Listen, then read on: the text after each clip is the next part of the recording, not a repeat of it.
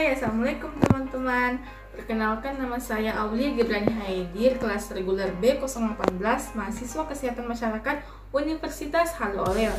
Saya akan memaparkan mengenai pandemi COVID-19 beserta rapid test COVID-19. Pandemi COVID-19. COVID-19 adalah penyakit menular yang disebabkan oleh coronavirus yang baru ditemukan. Ini merupakan jenis virus baru dan penyakit yang sebelumnya tidak dikenal sebelum terjadinya wabah di Wuhan, Tiongkok pada bulan Desember tahun 2019. Orang-orang yang terinfeksi COVID-19 ini akan memiliki beberapa gejala seperti demam, sesak lelah, serta batuk kering, lalu pilek, hidung tersumbat, sakit tenggorokan, rasa nyeri atau sakit. Nah, dengan adanya pandemi ini, pemerintah mengambil kebijakan bahwasanya negara kita ini menggunakan RDT atau Rapid Diagnostic Test, yang mana RDT ini adalah metode screening awal yang digunakan untuk mendeteksi antibodi, yakni imunoglobulin M dan imunoglobulin G yang diproduksi untuk melawan coronavirus. Nah, manfaat dari RDT ini yakni yang pertama itu kita lebih menghemat waktu, yakni 10 hingga 15 menit. Yang kedua yakni harganya lebih terjangkau, dan yang ketiga yakni dapat dilakukan secara mandiri.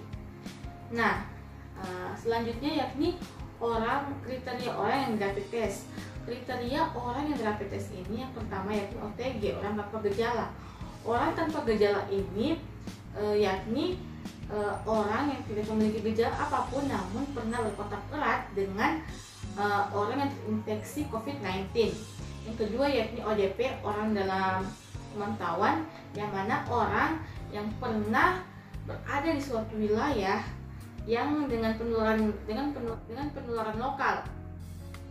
Lalu yang ketiga yakni PDP atau pasien dalam pengawasan, yakni orang yang memiliki ISPA berat atau pneumonia, orang-orang yang pernah berkontak erat terhadap para pasien infeksi COVID-19, serta pasien-pasien yang memiliki demam itu lebih dari 36 derajat Celcius.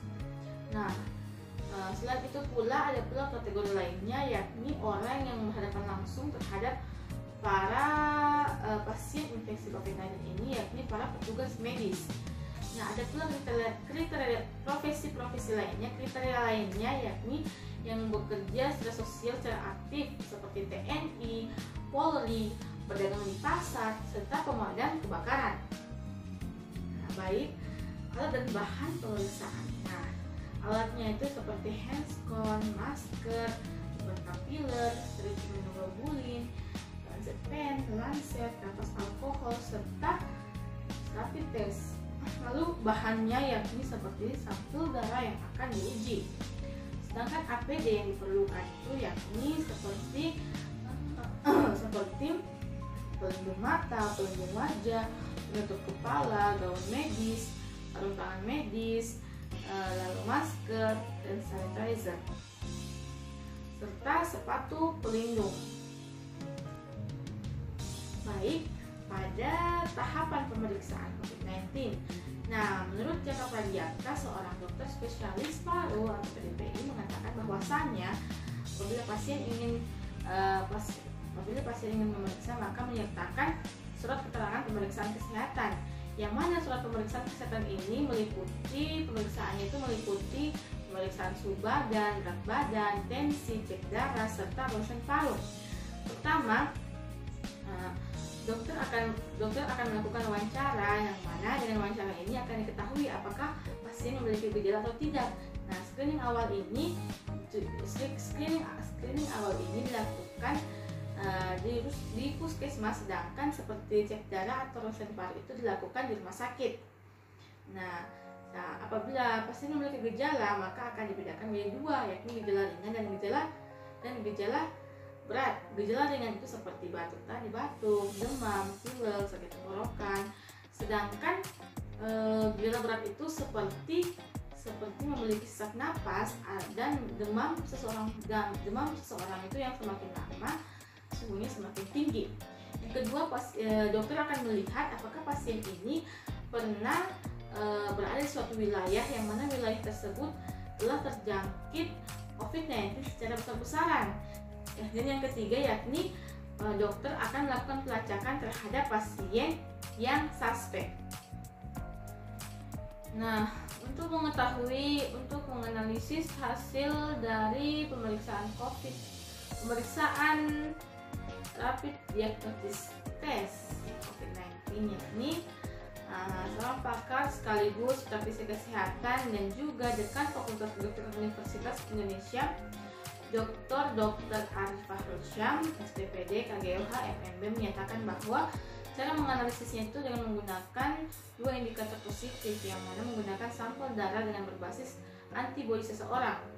Nah, pada alat tes cepat itu memiliki 3 indikator ditandai dengan C, immunoglobulin M, dan immunoglobulin G, yang mana kisaran waktu pemeriksaan ini dalam waktu 15 menit. Apabila seseorang memeriksakan kondisinya dan ternyata menunjuk pada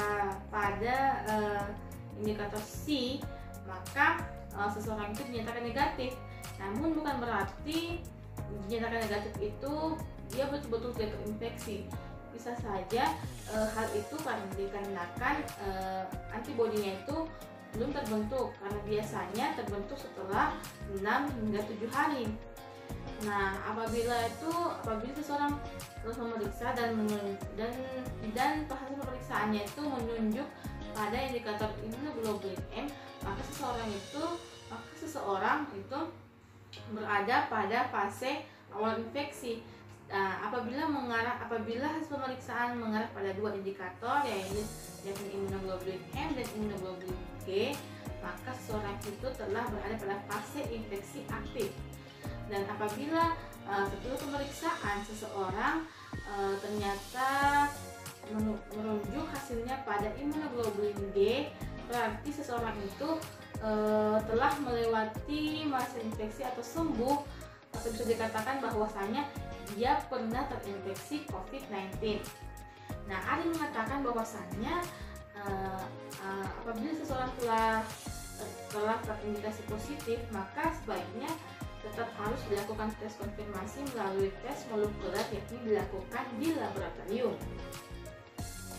Itulah tadi pemaparan mengenai COVID-19 dan rapid test.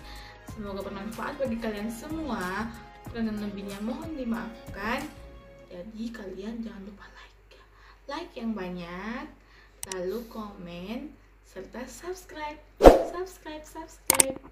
Oke. Wassalamualaikum warahmatullahi wabarakatuh. See you next time.